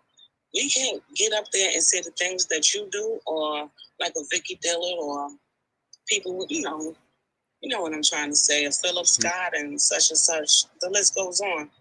And now I think it's just time for it to come to an end and stop letting other people speak for us, because it's like an embarrassment. And they make you feel like you're not worth anything, but you know damn well that you are. But listen to you talk.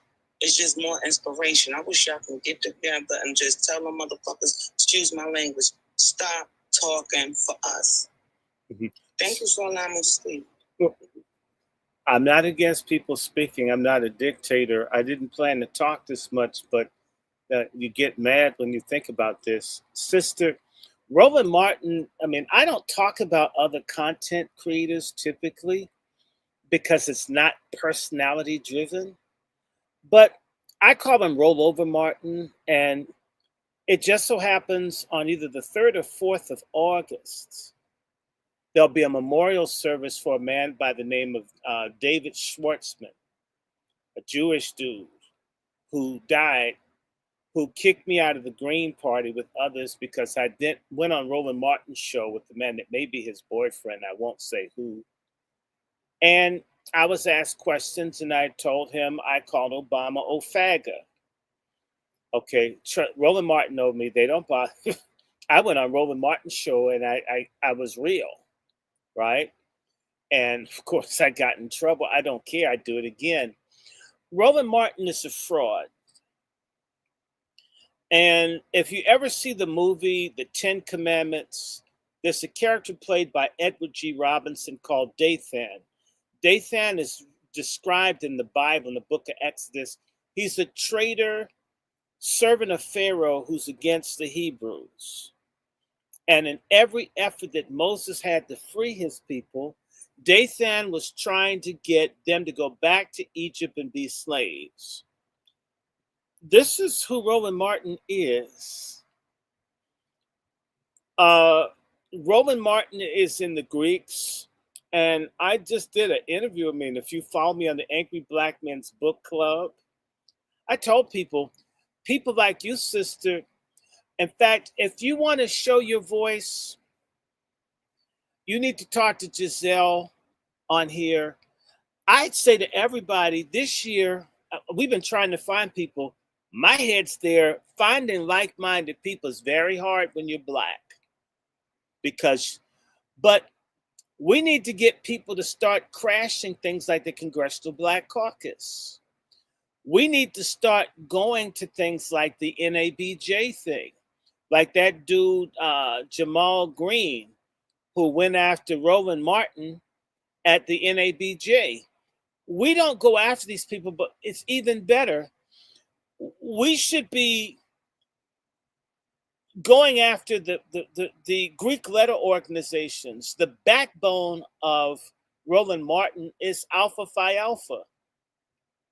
Roland Martin has no real legitimacy. He's not that great a journalist. Roland Martin almost destroyed the Defender newspaper up in Chicago. People in Chicago don't like him. A lot of people think that he's like Obama. or OFAG, as I say. I mean, people don't have the, but within the Beltway and within the Boulay, which black people have not rejected them. If you got everybody to start complaining about Roland Martin's channel on YouTube to see if you could get his ass off, people do it to me. Why don't y'all do it to him? Find out who backs his show. Threaten their business. This is what white people do. I mean, I grew up with racist, Nazi-type white people. And so I got a master class in what you do when you don't like people. The Alpha Phi Alpha, they have a headquarters in New York or somewhere. What people really should be doing, and you're a woman, is encouraging people to quit Alpha Phi Alpha. In fact, you could go out and ask, if you're a man and you slept with Roland Martin, please contact me. And post that shit up there. Do you think Roland Martin, do you think Roland Martin's marriage with his wife is real? Just asking. You didn't say, you can't accuse me. See, black women used to do that. Black women used to shame people. Sisters used to hold people accountable. Then all of a sudden, sisters started supporting illegals and gays and everything bad, baby killing. Jeans and shit. Yeah. I mean, so sisters need to go back. Black women used to hold shit down. Yes, you could get 4 or 5 women together, committee of women, and start looking at people. And if you speak for black folks, let me share something with you. Al Sharpton, the woman, y'all need to reach out to the lawyer that got gang raped at Al Sharpton's birthday party back in 2013 with Viagra that Al Sharpton paid for.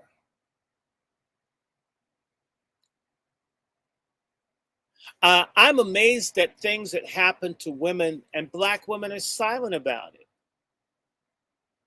Black women don't look out for black women anymore. They're more fascinated with shit that happened to black men, and they're feminists.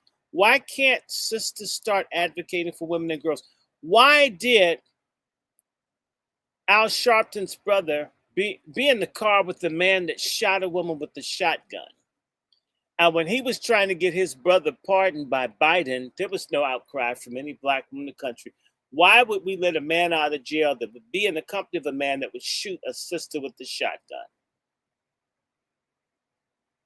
Al Sharpton's security person's sister was shot dead outside the United States Capitol, right across from the Dirksen building with her baby in the car.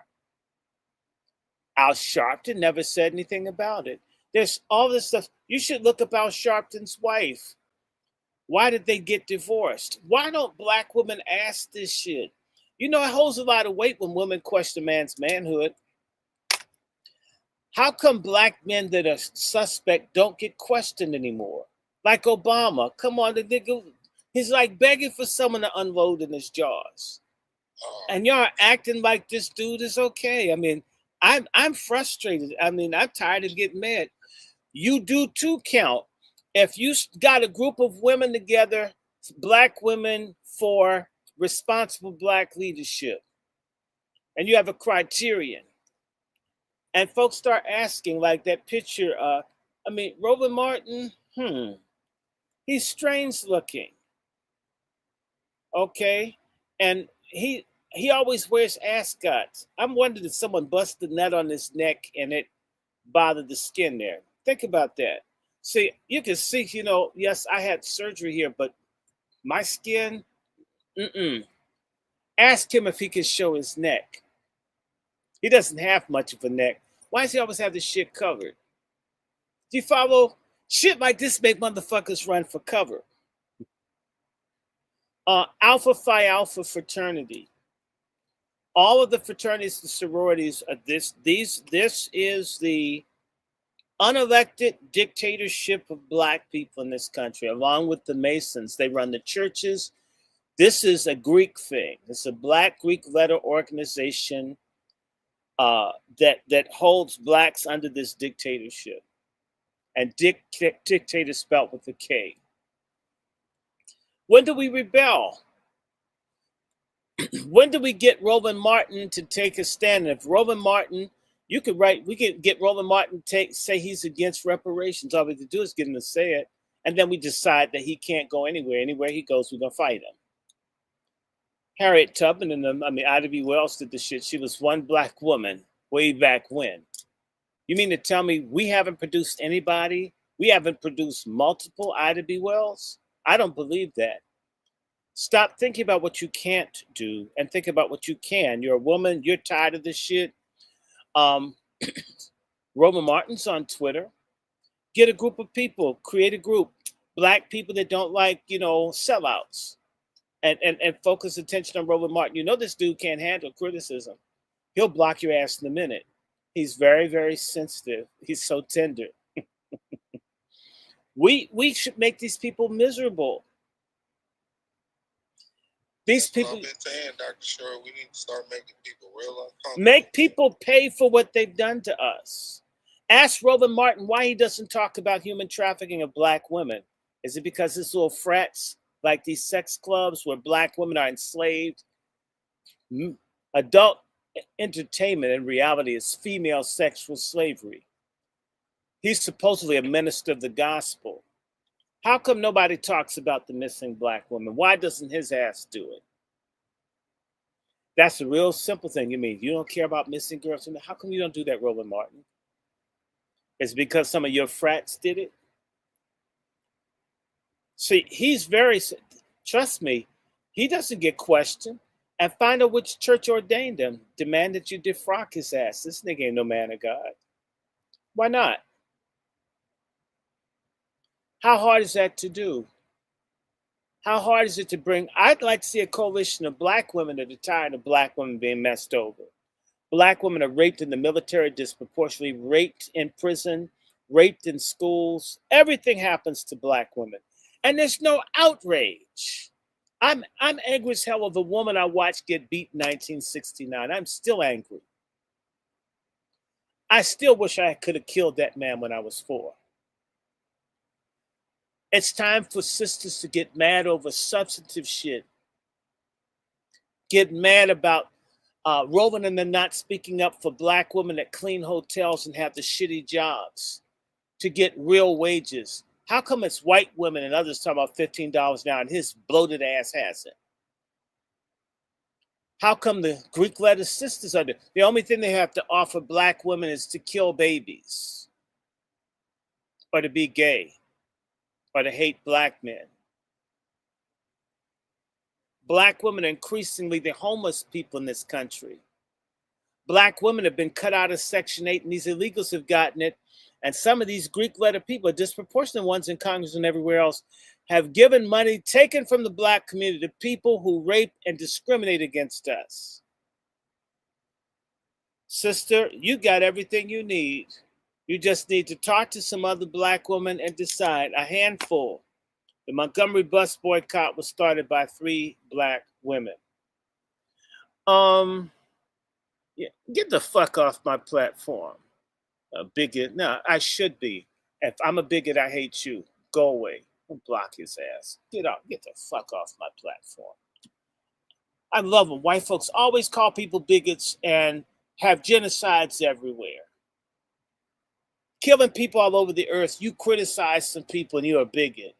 They can support the mass murder of Palestinians and Congolese, and you say something about these sorry ass people and you're a bigot. Kiss my ass. I really mean that. In Jesus' name. White Jesus at that if you need him. So, sister, it isn't that you have too little. You have a lot. It's not used. You as a woman were born with 3 million eggs. Not that you could have 3 million babies, but you had the potential to have maybe 100. You're a woman. You're infinite from the very get-go. I don't want to hear what women can't do. I don't buy it. And I'm accused of being anti-woman and being sexist. It's bullshit. I just don't think women are very good men. And I know as a man, I'm not a very good woman. I couldn't be one. Let me let you guys go. And to all you moderators, God, I thank you. And trust me, yes, those who don't like me, please go to hell. Please. And you're going to go to hell. And never let these people, when you start talking about delineation, it doesn't only upset the tethers, it upsets white supremacists. Because if we get our shit together, it means they're going to get checked for what they've been doing to us. It's a song we sing, put your time in. I'm going to change it, put your delineation time in. Payday's coming after a while. God bless you and good night. MFM, which stands for motherfucking money, and we want every single solitary penny. And I learned today a woman, it's a Black woman that designed the image. I've always loved dimes my whole life. I never knew it was a Black woman that designed the face of the Roosevelt dime. I always thank God whenever I find a dime.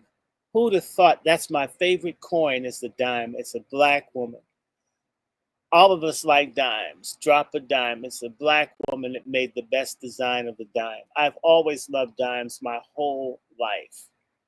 And to find out a Black woman never got credit for designing the most interesting, intricate coin that we have. Anything a Black woman puts her heart and mind to, even turning a man around, she succeeds if she's working with a good man. Just don't get with the sorry ass man. The best thing a Black woman can do is never give herself to a man that's not worthy of her. Let me get out of here. For all of you that don't know. Dr. Short, I want to thank you, man. Yes, sir. I really appreciate that. I really appreciate all the help you've been doing, especially when it comes to me in this book, man. Oh, yeah, and it'll keep happening. Something that's needed. Oh, and let me do some begging.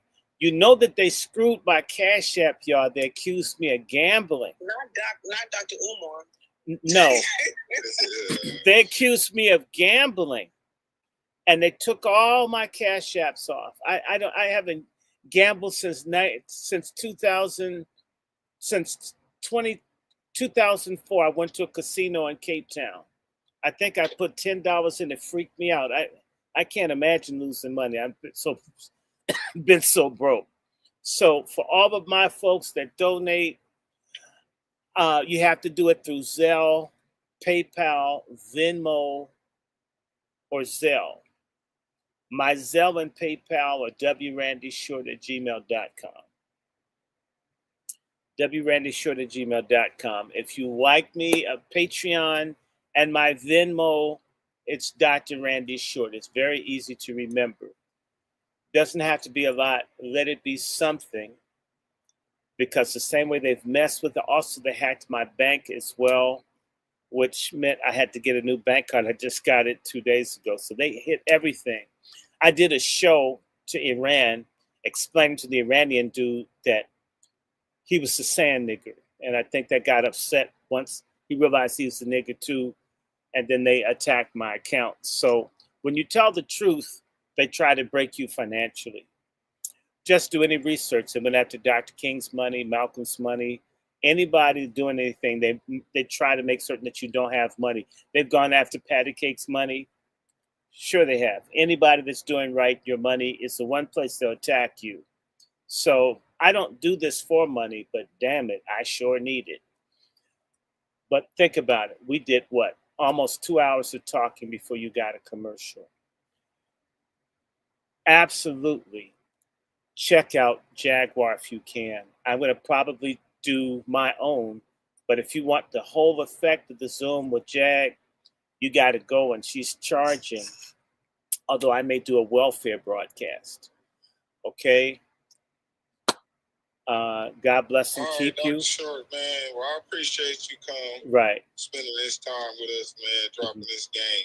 And like I said, this is needed and much more to come. And MFM. Go check out that Zoom with Jaguar. And everybody needs to remember. When is it? What time? 11 a.m. No, 12:30 Eastern Standard Time. Oh, okay. 12:30 p.m.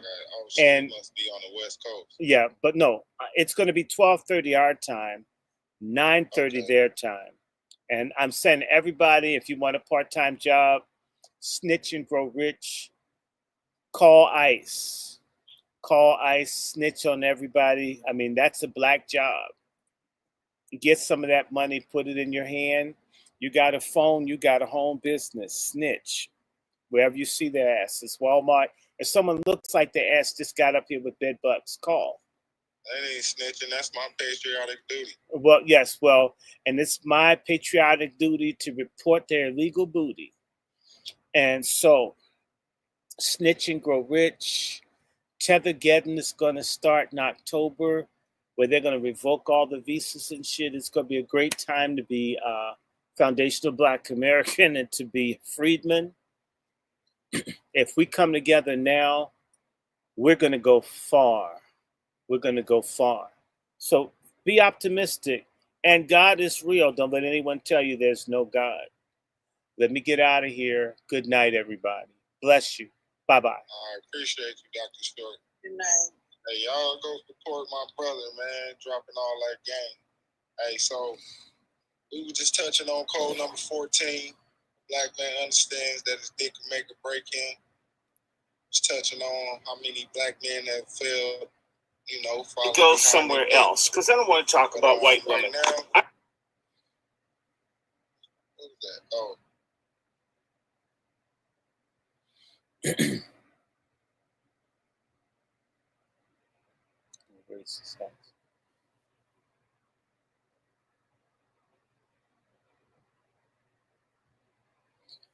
And to you 68 folks here, we're going to be doing more lives. I'm going to be doing more stuff with 14 codes. I can't wait to unleash my sister Big Mama from Chicago. Thank you for the prayers for all of you that are on the StreamYard. So let me just tell you, we had 150 on one place. And then on the other one, let me see what I had on my Twitter views. I think we had a couple hundred people. So I'm most happy about that.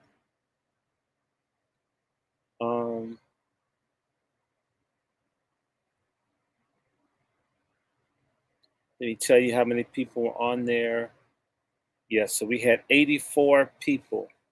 So we had 200, and God knows how many were on this other thing. So I'm most happy. Thank you, everybody, for participating tonight. We will be doing everything we can to wake up people. We will be doing shows on Tethergeddon and Ophaga. I've got some songs. Oh, my God. We've got a lot going on. And by the way, if you're in the D.C. area, the woman that talks about the satanic sperm, Dr. Stella Emanuel, is going to be on the steps of the Supreme Court. I'm going to leave my house right after I'm with Jag to go in and see Dr. Stella. So I want you guys to stay out there and be for real, and don't let anybody mistreat you. Don't be afraid, and please don't be like Shannon Sharp. Stop swirling. Stop begging. Stop thinking that people are better than you are. We're as good as anybody, if not greater than anyone. The only thing greater than you is God. Love and respect God. And you know what? If you treat people the way you want to be treated, and if they don't treat you right, you're within your right to defend yourself by whatever means that you have to do. Keep your head up. And I don't know, y'all got questions? Because this book is called 14 Codes. I keep saying 14 Keys, but I'm doing everything I can. He's a younger person to push people. Shit, I'm old. I'm 60. We got to get behind younger people that are speaking up. Back anybody that's younger.